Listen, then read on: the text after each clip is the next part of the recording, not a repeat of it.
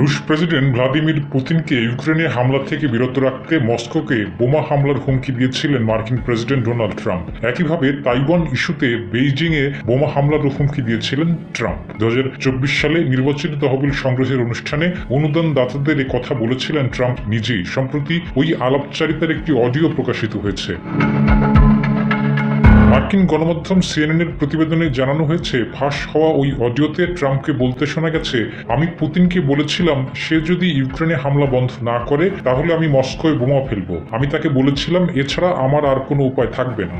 তখন পুতিন আমাকে বলেছিলেন তিনি আমাকে বিশ্বাস করেন না, কিন্তু আমি নিশ্চিত 10% হলেও সে আমার কথা বিশ্বাস করেছিল।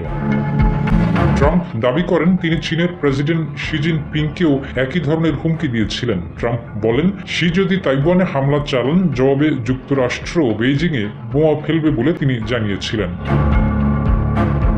গত বছর যুক্তরাষ্ট্রের নিউ ইয়র্ক এবং ফ্লোরিডায় নির্বাচনী তহবিল সংগ্রহ অনুষ্ঠানে এসব কথা বলেছিলেন ট্রাম্প। তবে ওই অডিও কোথাও প্রকাশিত হয়নি। বিশ্লেষকরা বলছেন, ফাঁস হওয়া অডিওতে ট্রাম্পের এমন এক রূপ প্রকাশ্যে এলো যা সাধারণত জনসমক্ষে দেখা যায় না। পুতিন এবং শিকে নিয়ে এই মন্তব্যগুলো স্পষ্ট ফুটে উঠেছে তার আগ্রাসী পররাষ্ট্র নীতি। এছাড়া ওই সব অডিওতে যুক্তরাষ্ট্রে অধ্যয়নরত বিদেশি শিক্ষার্থীদের নিয়েও তার পরিকল্পনার কথা শোনা যায়। ওই সময় বিক্ষোভকারী বিদেশি শিক্ষার্থীদের বিতাড়িত করার কথা বলেছিলেন ট্রাম্প।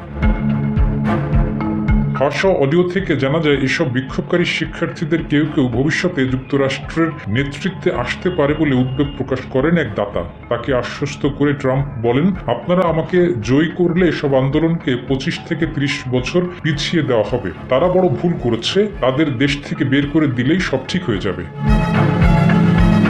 পুতিন ও শি জিনপিংকে নিজের কথোপকথনের কথা তুলে ধরে ট্রাম্প দাবি করেন, যদি জো বাইডেনের বদলে তিনি প্রেসিডেন্ট থাকতেন তাহলে ইউক্রেন এবং গাজার যুদ্ধ ঠেকানো যেত। অবশ্য এই দাবি ট্রাম্প আগেও একবার করেছিলেন এবং এখনো করে যাচ্ছেন, যদিও বাস্তবে কোনো যুদ্ধই এখনো থামাতে পারেননি তিনি।